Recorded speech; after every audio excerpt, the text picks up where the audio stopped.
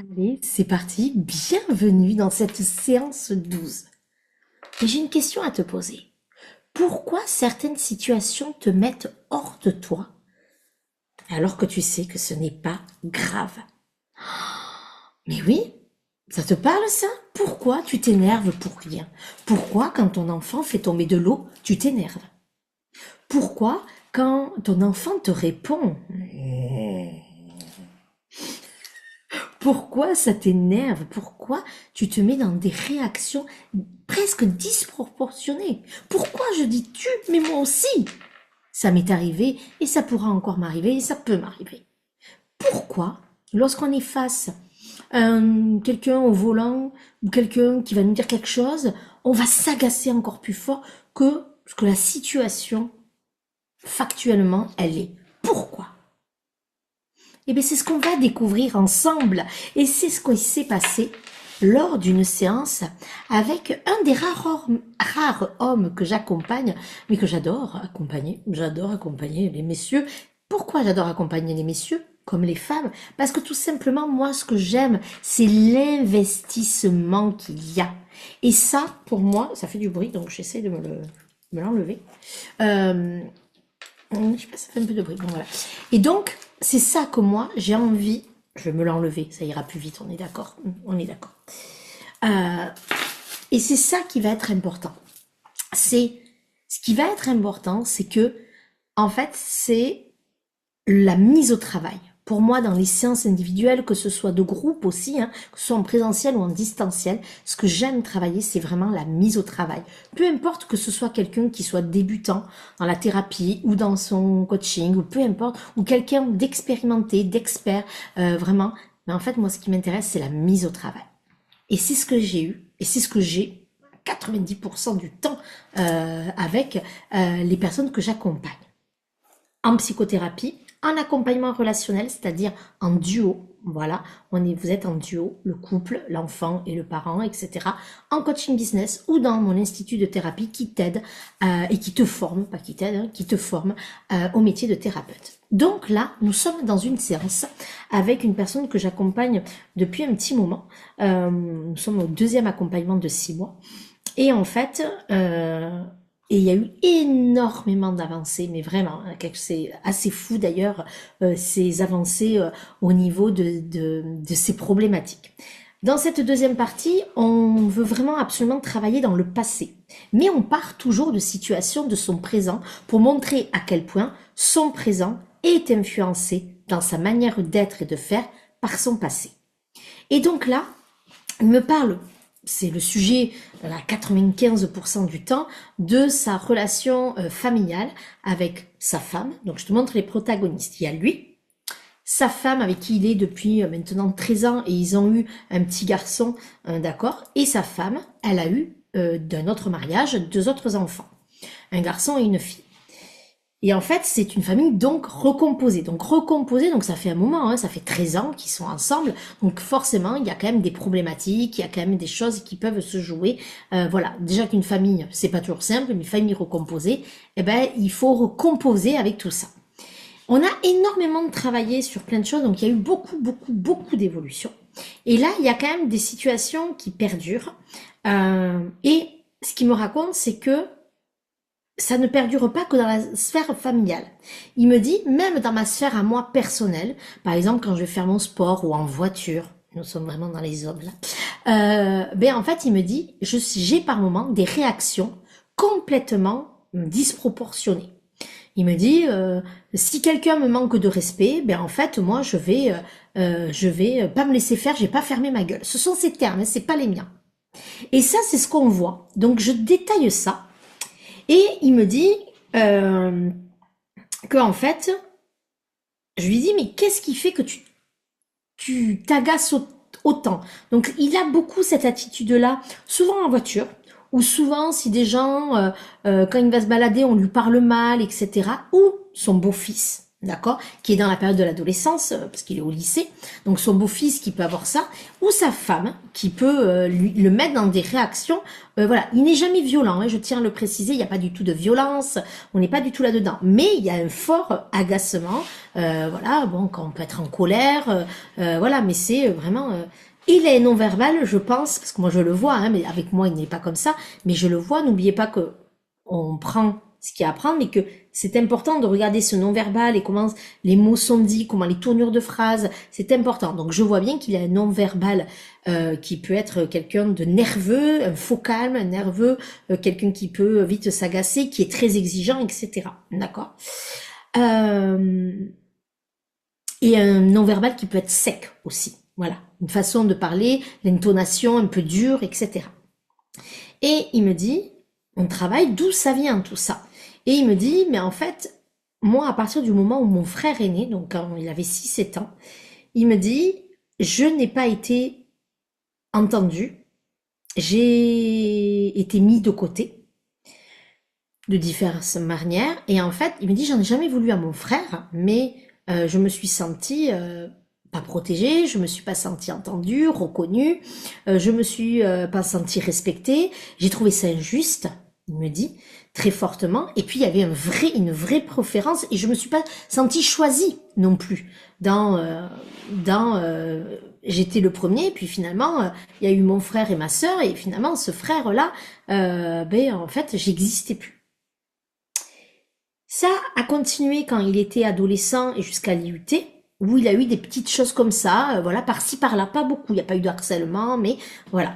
Et il me dit, j'ai eu un déclic au collège, et ça a continué après à l'âge adulte, où il y a eu un deuxième déclic, et il me dit, il s'est dit, je ne fermerai plus jamais ma gueule. Je ne supporte pas d'être soumis, on ne me dit pas ce que j'ai à faire. Et ça ce sont ces termes d'adulte, quand il est dans un moment d'injustice. Mais en fait, ce qu'il a dit là, c'est ce qu'il avait ressenti dans son passé. Et en fait, dans sa vie de tous les jours, alors de tous les jours entre guillemets, parce que c'est pas tout le temps dans la voiture, etc., mais dans sa vie de tous les jours, dans sa famille, et un peu plus loin, bien en fait, c'est ce qui se passe. Alors, je vais t'expliquer comment on l'a travaillé, ce pourquoi tu te mets autant en réaction, et qu'est-ce que ça vient jouer. Qu'est-ce qui se cache derrière. On part du passé.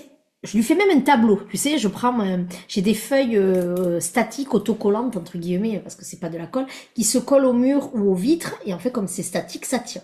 Et après, j'ai des stabilos, comme pour les tableaux blancs, et après, t'as la brosse, voilà. Donc, j'adore me faire ça, parce que j'adore faire la prof, parce que j'adore la pédagogie, j'adore expliquer tout ça.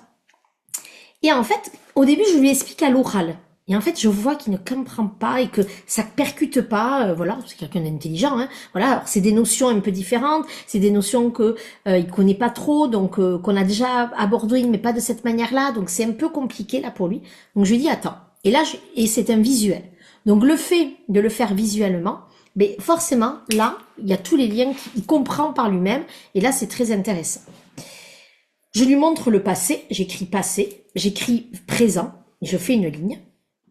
Et je le mets, lui, enfant, sa mère et son frère. Parce que ce sont les petits cons qui l'ont embêté en IUT et au collège. On les appelle les petits cons. Je les mets dans différentes couleurs. Lui en bleu, sa mère en rouge et son frère et les petits cons en vert. Les couleurs, on s'en fiche, c'est vraiment pour qu'ils se visualisent par rapport au présent.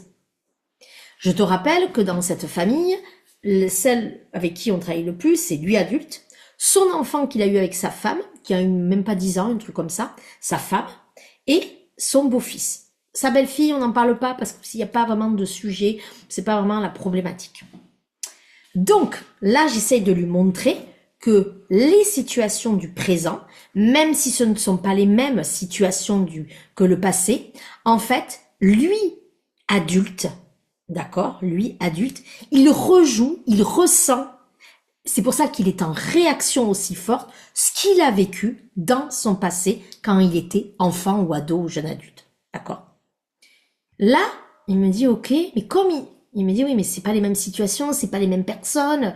Voilà. Donc là, je lui mets, lui, adulte. Ensuite, il y a sa femme à mettre, il y a son beau-fils à mettre et il y a son fils à lui. Donc lui, il comprend bien qu'il y a l'enfant et lui en dessous. Ok, ça il a compris. Mais il me dit, mais je vois pas après le reste. Je vois pas mon frère, je vois pas ma mère, comprends pas. Et donc là, je lui explique, tu me dis que ta mère, elle avait une préférence, que tu te sentais pas choisi, que tu te sentais pas respecté, que tu te sentais pas reconnu, le sentiment d'injustice, le manque d'intention et qu'on ne te croit pas. Ce sont les termes que j'ai notés là, tu vois, c'est tout ça. Ça, c'est à la fin de la séance, j'ai refait le schéma quand il est parti, parce qu'en séance, j'ai pas le temps de prendre ce genre de notes quand je fais le tableau. Quand je suis je peux le faire quand j'écris pas ailleurs. Et là, je lui dis, en fait, ta mère, là, c'est ce qu'elle a dit, c'est ce que tu as ressenti. Parce que des fois, il n'y a pas le dire par rapport à ton frère. Mais aussi, ces fameux petits cons, tu t'es pas senti soutenu par l'adulte, tu t'es pas senti, et ils t'ont fait te sentir comme de l'injustice, pas respecté, etc. Je lui dis, avec qui, comment tu vois ça par rapport à ton fils, ton beau-fils et ta femme? Et là, il commence à comprendre. Ben, il me dit, ben, en fait, ma femme, ben, elle a déjà dit que si elle devait choisir entre son fils et moi, ça serait son fils. Et là, ben, je lui dis, cet exemple-là, je lui dis, c'est typique. Et que toi, comment tu l'as vécu? Il me dit, ben moi, je me suis pas sentie aimée, j'ai pas, on me préfère pas, on me choisit pas. Et là, il a le tilt. Il me dit, ok. Je dis, en fait, là, ce qui se passe, ce n'est pas comment tu as réagi toi en tant qu'adulte, c'est pas la réaction d'un adulte. Un adulte aurait compris que oui, c'est normal de choisir son enfant. Entre guillemets, c'est normal. Hein. Bien sûr qu'il y a des nuances, bon voilà. Mais on comprend en tant qu'adulte que l'amour d'une mère ou l'amour d'un père pour son enfant, il est complètement différent d'ailleurs. Et même cette question-là, elle a même pas à se poser, parce qu'en fait, on n'a pas à choisir. Mais son enfant, c'est son enfant, quoi. On le sait ça. On se remet jamais de quelque chose avec son enfant. Bon voilà, il y a ce côté-là. Mais là, ce n'était plus l'adulte qui prenait les commandes de son cerveau et de son corps à mon client. C'était qui prenait les commandes à ce moment-là? Eh ben c'était son enfant intérieur. C'était lui, enfant, qui prenait les commandes. C'est ce qu'il avait ressenti, c'est ce qui s'était dit. On ne me choisit pas. Il répétait les mêmes mots. Donc en fait, depuis plus de 40 ans, parce qu'il a même plus de 50 ans, donc il y a plus, entre 40 et 50 ans, il se répétait la même histoire. Il se redisait les mêmes choses. Son corps lui faisait revivre les mêmes sensations. Et les larmes sont montées. Hein. Je vous le dis d'avance. Donc on voit bien à quel moment c'est je suis adulte et je sais, là j'ai pas de surréaction, ou si j'ai une réaction mais je sens que j'ai pas d'émotion, mais quand on le travaille et que c'est l'enfant intérieur qui parle à la place de l'adulte, là tu as une réaction émotionnelle, somatique, psychique qui est là. Et donc là il a compris que sa femme, elle est symboliquement reliée à sa mère, qui lui fait revivre la même chose de on ne me choisit pas, je ne suis pas le préféré, on ne m'entend pas, c'est de l'injustice, etc., etc. D'accord? Et pourtant, ce n'est pas du tout les mêmes situations. Mais c'est la réalité de ce qui se passe. Puisque sa femme choisit son beau-fils. Et on le voit dans le quotidien parce qu'elle prend souvent la défense de son beau-fils alors que des fois il n'est pas du tout respectueux, etc., etc. Donc ça ne fait qu'amplifier cette injustice-là. Voilà. Ok. Ça, c'était le premier point. Donc ça, il commence à le voir, à le comprendre. Et l'autre point, c'est son fameux beau-fils. Il a deux facettes. D'un côté, son beau-fils, pour lui, mon client adulte, c'est un vrai miroir réactionnel sur deux choses. La première chose, c'est que c'est un miroir réactionnel. En fait, il ressent pour son beau-fils, parce qu'il l'aime profondément, mais il ressent un agacement profond par son comportement, mais parce qu'il lui rappelle les fameux petits cons quand il était jeune, qui ne le respectaient pas, qui se moquaient, etc. Mais aussi, c'est un miroir réactionnel de, finalement, la situation qu'il a vécue avec son frère. Son frère n'était pas dans ça. Il n'en voulait pas à son frère, tout ça, mais il était malgré tout préféré. Donc son frère, il avait quand même il sentait qu'il était le préféré, donc ça fait quand même une certaine aura, etc.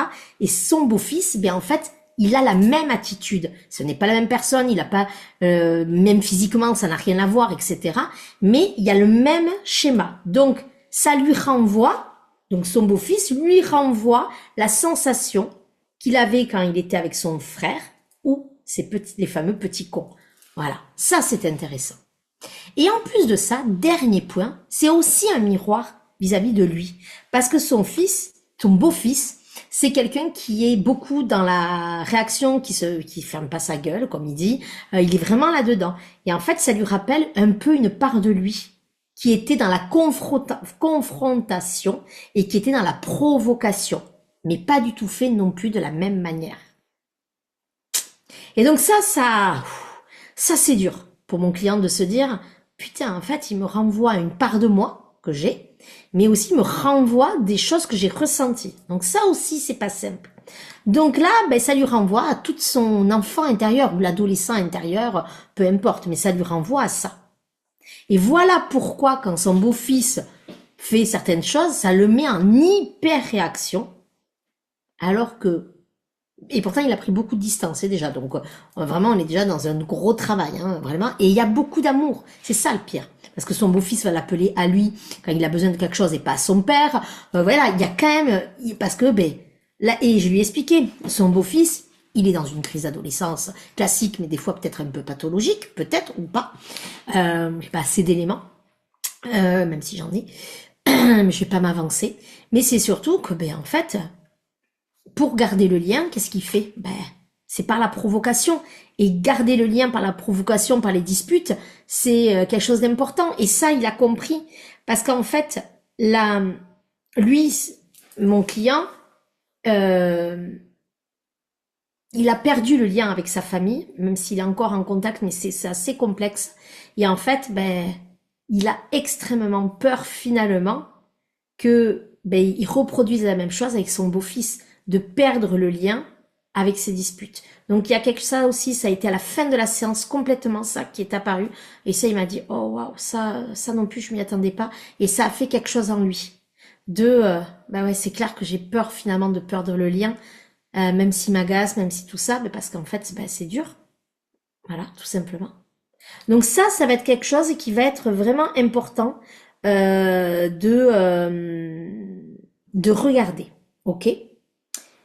Et le dernier point, c'est son fils à lui. Et son fils à lui, c'est un peu son miroir. Il a peur que son fils, il souffre comme lui. Donc lui, au lieu, il n'est pas dans la préférence, il est dans la surprotection.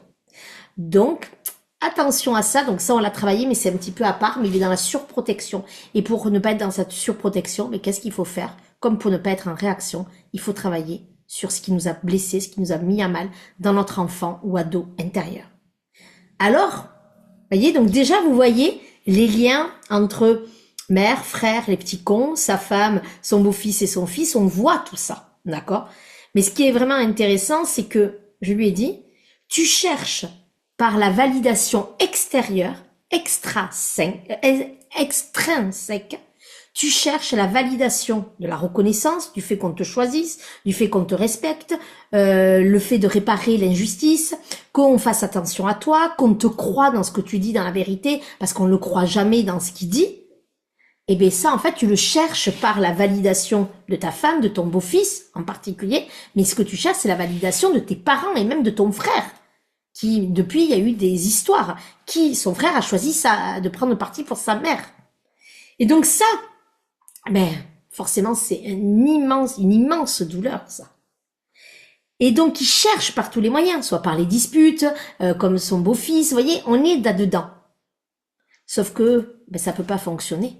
Parce que l'autre, il pourra combien de fois le reconnaître, lui donner l'attention, tant que lui ne s'est pas réparé et qu'il ne s'est pas donné cet amour, c'est le fait de se choisir, par lui-même, le fait de se respecter, lui, le fait de se reconnaître, le fait de ne pas être injuste avec lui-même ou avec les autres, le fait de se donner de l'attention, le fait de se croire dans ce qu'il dit. Et en fait, si ça, il ne se le donne pas, lui, de manière intrinsèque, il aura beau, à 90% avoir tout ça, il ne sera jamais dans l'apaisement, dans la paix. Donc c'est d'abord, on fait ça à l'intérieur de nous, et ensuite, cerise sur le gâteau, en général, l'extérieur revient vers nous et il se passe là les choses. Et donc, comment on va faire? Ben, on va reconnecter, on va se connecter, on va aller rassurer, on va aller aimer, on va aller choisir, on va aller reconnaître son enfant intérieur qui souffre. Voilà ce qu'on va faire. Et c'est ce qu'on appelle, on doit accueillir son enfant intérieur ou son ado, et on est notre parent protecteur, on est notre propre parent intérieur. Oui. Ça veut dire quoi? Alors ça a été une notion un peu complexe à lui expliquer, parce que quand on n'est pas du tout là-dedans, c'est pas simple.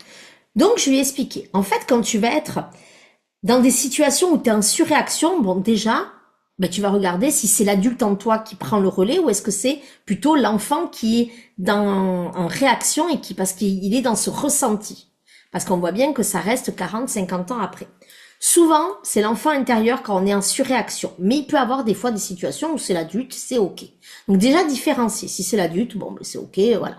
Si c'est l'enfant, ça va être important d'aller lui parler. Donc déjà, je lui ai dit, soit tu arrives à le voir de suite quand ça monte, tu arrives à te dire, attention, là je suis en réaction, ok, c'est pas l'adulte, c'est l'enfant. C'est juste en écoutant. C'est facile à voir dans le sens où quand c'est réactionnel, que c'est lié à ton enfant intérieur, en fait, tu as vite l'émotion qui arrive si tu te poses et que tu te dis, attends, là, qu'est-ce que je ressens? Ah là, je sens que je ne respecte pas, mais est-ce que c'est l'enfant? Rien qu'en se disant ça, tu vas vite voir comment corporellement, tu vas sentir s'il y a une résistance, ou si tu pleures, ou si tu sens, c'est que c'est l'enfant intérieur. S'il y a rien, c'est que c'est l'adulte. Quand on est dans cette recherche-là, parce qu'autrement, on peut vite les mécanismes de défense peuvent vite se bloquer. Ou autrement, il faut en parler à la personne qui t'accompagne, donc c'est-à-dire moi, et pour que moi je puisse voir, et j'arrive vite à voir si c'est l'enfant ou l'adulte. Mais la plupart du temps, à 80-90% du temps, c'est l'enfant intérieur, quand on est en surréaction.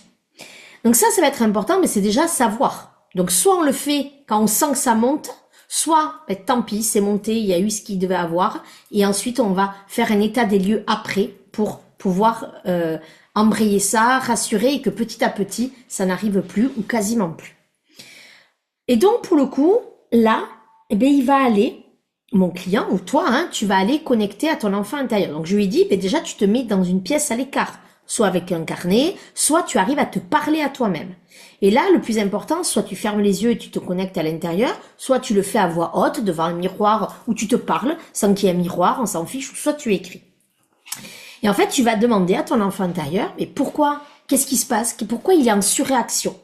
Pourquoi il est en réaction? Pourquoi il est mis à mal? Et là, la personne, l'enfant, l'ado va répondre, mais c'est l'adulte qui parle malgré tout, mais en fait, je me sens pas respecté. Ok, tu te sens pas respecté, mais qu'est-ce qui se joue réellement? Et en fait, c'est laisser parler l'enfant intérieur ou l'ado intérieur. Et en fait, c'est après le rassurer. C'est ensuite lui dire mais non mais ça c'est pas de ta faute ou on parle. Ça il avait du mal. Il avait vraiment du mal à comprendre ce que je lui demandais. Et là, j'ai pris le meilleur exemple pour lui, mais je te donnerai un exemple pour toi aussi. Je lui ai dit quand ton fils il se sent pas bien, que tu sens qu'il est en réaction envers quelque chose ou envers quelqu'un, qu'est-ce que tu fais? Il me dit je vais le voir et je parle avec lui et des fois ça peut durer des bonnes dizaines de minutes, voilà. Je lui dis, qu'est-ce que tu lui dis? D'abord, je l'écoute, je lui demande qu'est-ce qui se passe. Donc, il me dit, en plus, c'est un enfant qui parle, donc c'est bien. Et qu'est-ce que tu fais, toi, une fois qu'il a fini de dire, je le rassure, ou je lui explique des choses de pourquoi ça se passe comme ça. Voilà, on est dans un échange, je l'apaise, voilà. Et comment ça se passe à la fin? En fait, il est bien après et c'est ok. Mais c'est ça, un attachement sécure. C'est ça, un attachement sécure. Un attachement sécure, c'est pas mettre sous cloche un enfant et qu'il lui arrive rien. L'attachement sécure, c'est qu'il soit face à la vie, malheureusement, ou pas, voilà, qu'il soit dans la vie, et lui montrer que même s'il y a des disputes, même s'il y a des problèmes, même s'il tombe, en fait, il a des ressources en lui, et il a aussi des parents qui sont là et qui l'épaulent, qui l'écoutent, qui le rassurent, qui lui redonnent confiance, qui l'aiment tout simplement pour ce qu'il est, nanana, nanana. Et l'enfant, qu'est-ce qui se passe? ben, il se sent en sécurité. Le lien n'a pas été rompu, même s'il y a eu une engueulade, même si il y a eu une problématique ou qu'il a fait une bêtise. Parce que les enfants, si tu fais une bêtise, tu crois que le lien s'est coupé. Mais en fait, pas du tout. Et en fait, ça restaure la confiance, ça restaure l'amour et ça fait que le lien d'attachement est sécure, donc en sécurité. Et ça permet d'avancer dans la vie et d'être bien. Et de savoir que même si on a des difficultés, des disputes, on saura rebondir et qu'on a des gens autour de nous. Et ben là, ce qu'il a fait là, je lui ai dit, ben c'est ce que tu dois faire avec ton enfant intérieur. Et là, il a eu un déclic, il me dit, ah ok, là j'ai compris. Donc en fait, je dois parler comme si je parlais à mon enfant. Et oui, et si toi t'as pas d'enfant et que tu ne l'as jamais fait, mais comme tu parlerais à une de tes amies ou à ta meilleure amie, jamais si elle venait te dire, oh mais on me choisit pas, on me respecte pas, ou on me reconnaît pas, ou on manque d'attention, jamais tu dirais, oh c'est bon, allez, bouge de là. Jamais tu ferais ça. Et ben là, c'est la même chose. Au contraire, tu l'écouterais, tu la rassurerais, nanana. Tu serais bienveillante avec elle, tu serais empathique. Des fois, tu mettrais des petits coups de pied aux fesses. Des fois, mais c'est ok. Mais en tout cas, tu l'accompagnerais, tu serais là. Et ben c'est ça qu'on va te faire avec son enfant intérieur. Oh là, pépite là, on est d'accord. Pépite de chez Pépite. C'est comme ça qu'on travaille. Mais ça va être comme ça. Et je lui ai dit, ça va pas être une fois ça. Ça va être des semaines. Et donc, on va devoir retravailler en semaine, nous, pour réajuster, pour intensifier, pour ancrer, pour réajuster, comme j'ai dit aussi. Peut-être que je vais devoir faire d'autres exercices pour connecter à l'enfant intérieur, pour aller libérer et guérir d'autres choses. Et qu'est-ce qui va se passer? Mais comme il a dit avec son enfant, avec son fils, ou avec sa meilleure amie, quand si tu fais ça avec ta meilleure amie, toi, ben en fait, qu'est-ce qui se passe après? Ben les personnes sont bien. Ben voilà. Et donc, si les personnes sont bien, elles ne sont plus en surréaction. Elles peuvent être en réaction, parce que des fois, attention, hein, on a le droit en tant qu'adulte. Et c'est ça qu'on demande. Et c'est comme ça qu'on arrive à être en paix, qu'on arrive à retrouver l'équilibre, qui n'est pas parfait, je tiens à le préciser, mais c'est de cette manière-là. Donc, devenir son parent intérieur, devenir son parent protecteur, ben ça permet ensuite d'être en paix, d'être en sécurité, d'être apaisé et tout simplement pouvoir être soi. Ça permet la guérison de ça, de ne plus être dans ces relations-là. Ça permet d'être soi et de pouvoir enfin être libre de qui on a envie d'être et de créer dans sa famille des belles choses. Voilà ce que j'avais envie de te proposer aujourd'hui. Si toi aussi, tu veux que je t'accompagne sur ces sujets-là, et ça aurait pu être un sujet business, c'est ça aussi, hein. Voilà. Ou si tu as envie que je t'apprenne comment moi je crée ça, c'est dans mon école de thérapie, ou c'est dans mon accompagnement coaching business, ou c'est dans mon accompagnement en psychothérapie, ou mon accompagnement relationnel, qui est de la psychothérapie. Je t'offre 30 minutes de séance découverte en visio, ou par téléphone, ou par les canaux des réseaux sociaux, ou en tout cas, on va parler de ça. Et ensuite, je verrai si je suis la bonne personne pour t'accompagner sur ce chemin d'être toi. Je te remercie. Très belle séance, on est d'accord, hein? Très très belle séance. Merci de m'avoir suivi. Et nous, on va se retrouver pour la séance 13. Ça sera la dernière de la semaine, la séance 13, et j'ai hâte de te partager une nouvelle séance qui va te permettre de réfléchir, d'analyser et tout simplement d'être toi. Je t'embrasse et je te dis à très vite.